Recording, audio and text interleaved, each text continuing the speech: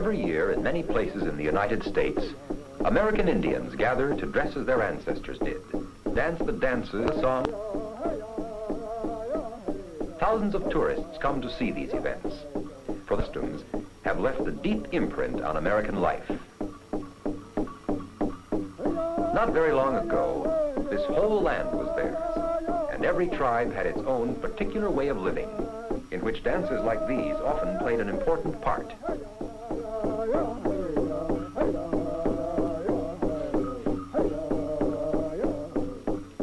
But now these dances are mostly reminders of a past that is completely different from the kind of world American Indians must live in today.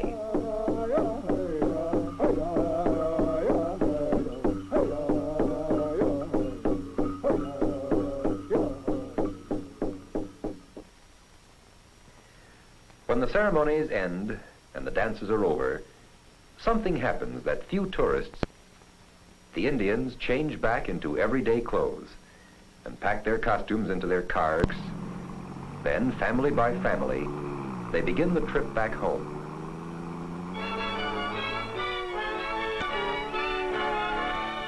Home for most Indians in the United States today is on a reservation, land which belongs to the tribe, either as the result of treaties made many years ago or through some other action of our national government. One of the more successful is the San Carlos Apache Reservation in Arizona, 1.5 million acres with good land for cattle grazing. The Apaches used to lease this land to nearby ranchers and hire themselves out as range riders. But now the Apaches ride herd on their own cattle. This is George Andrews, who manages the tribal herd.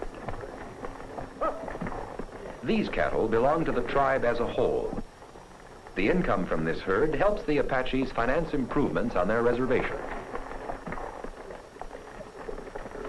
In addition, there are several privately owned herds on the reservation. The cattle in these herds belong to individual Indian families. These herds are run cooperatively by the families that own them.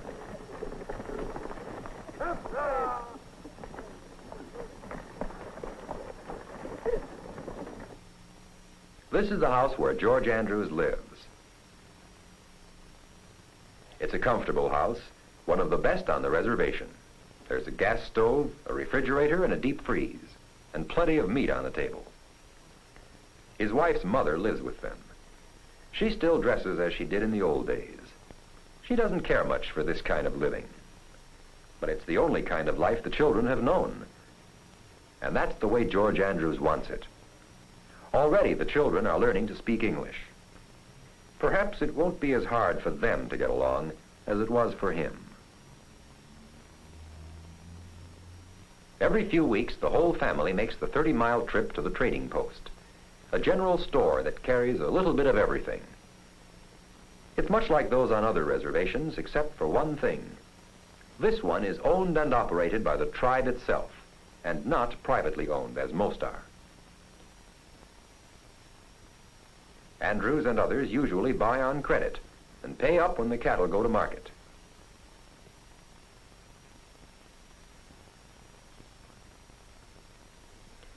They usually buy enough to last for 2 or 3 weeks. The trip to the trading post is a holiday for the children, and even their grandmother enjoys it.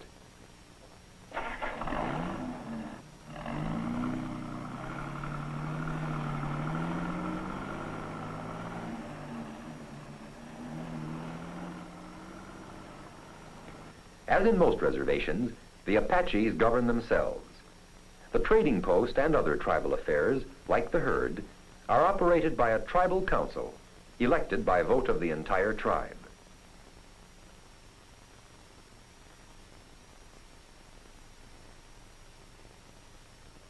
The council is in charge of all the general business of the tribe. It must approve the sale of land and other tribal resources.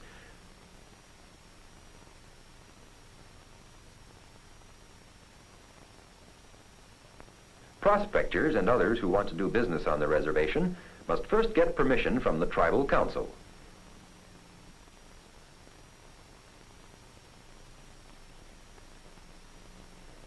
Since many Indians don't speak English, The meetings are usually held in the language of the tribe, but the chairman translates into English for the benefit of visitors and for the official minutes. Matters concerning individual families may come up before the council too. The council operates much like a community government under a law passed in 1934. Through this law, Indian tribes may govern themselves within the framework of the original treaties they made with the United States government. In general, reservation lands are held in trust for the use and benefit of the Indians by the Bureau of Indian Affairs, with headquarters in Washington. An agency office on each reservation handles the services which the Bureau provides.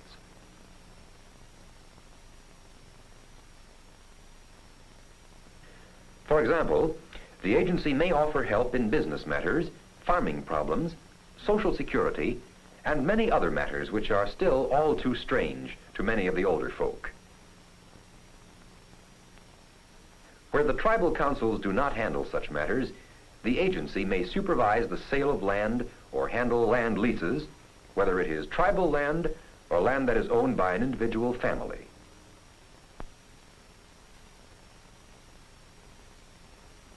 The agency keeps records and provides other services for those who live on the reservation. Only since 1924 have all Indians of the United States. They may vote, they pay taxes, except on reservation lands, and income from such lands, and they may move away from the reservation if they wish. There are about 400,000 Indians in the United States today, belonging to some 300 Indian tribes. Their reservations are in many of the states of the Union. Most of them are in the West. Some are the original homes of the Indians who lived there, while on others the Indians were moved in by government treaty. The people on these reservations live in many different ways because of their different lands and the different tribal backgrounds. Sometimes a tribe's pride in its ancient way of life makes it hard for it to accept a different way. This has happened with many of the Sioux tribe in South Dakota. A few today are successful farmers and cattlemen. But not long ago, the Sioux were wanderers who had no permanent home.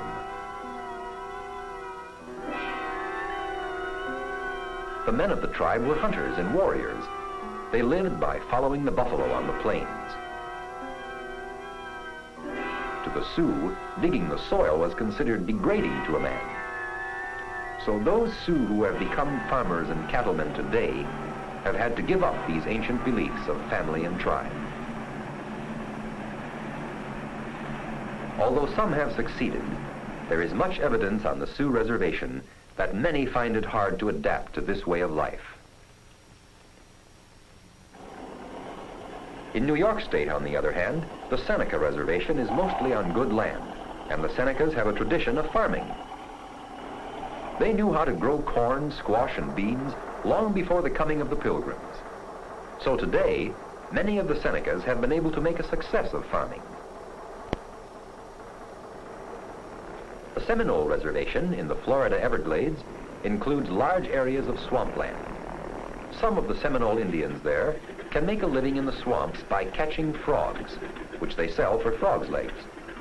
But many find it hard to get along on the kind of land that is available to them, and most members of the tribe live in great poverty.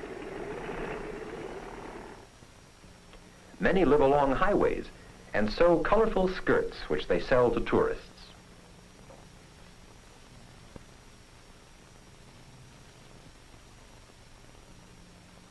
Some tribes of the Southwest, like the Zuni, have long been expert jewelers and continue to work at their craft. Today they use modern tools to help them in their age-old art.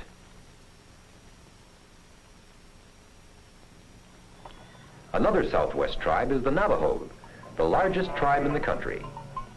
These people use their land mostly for sheep grazing, since it's too dry to use for farming.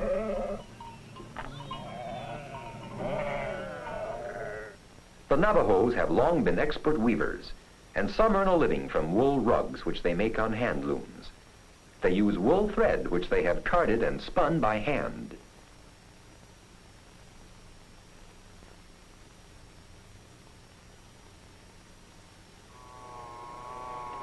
Some tribes with suitable forest land have gone in for lumbering, and a few have set up sawmills in order to get a higher price for cut timber. In some tribes, the men have proved themselves especially capable at certain skills and set up temporary quarters in the city while they work at these special jobs. And many, many Indians work as unskilled laborers, fruit pickers, and migratory workers.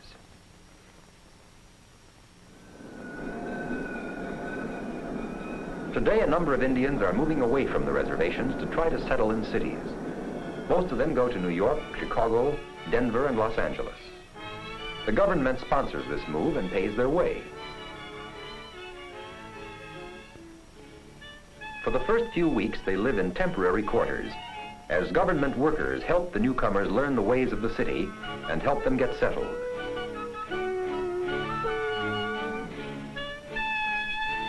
The government workers do what they can to help new Indian families find a place to live in the city and to line up a suitable job. They see that the children get a good start in the neighborhood school.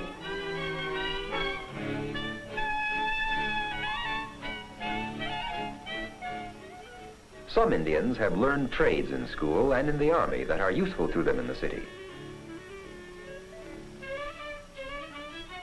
But many find it hard to adapt themselves to the pressures of city life.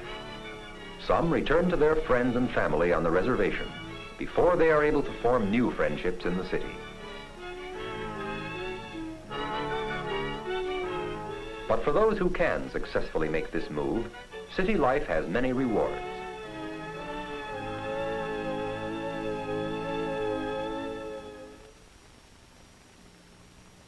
One of the important keys to the future of the American Indian lies in the kind of education their children are able to get.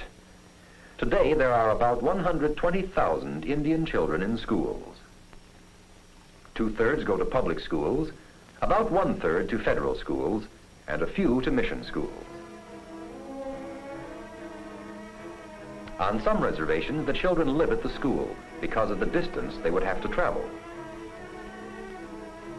Some of these students may be interested in professional careers, and today there are many Indian doctors and lawyers, nurses and teachers.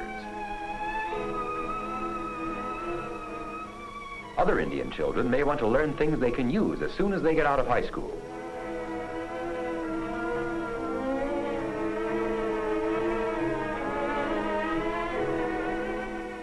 The schools on some of the reservations have good shops and equipment to help the boys learn a trade. The girls may want to major in home economics and learn about things a housewife needs to know today, like home canning and cooking.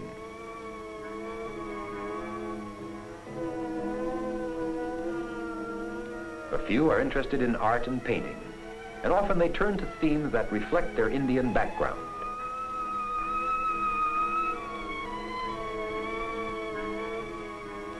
In addition to their crafts, Indian artists have done work of great beauty in illustration, design, and other areas of artistic expression.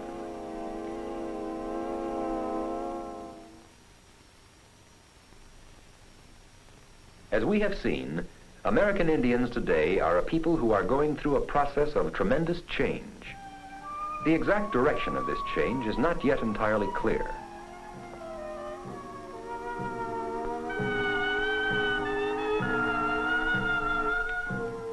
Some are doing well on their reservation. And recent discoveries of oil and uranium on some tribal lands have greatly benefited those tribes.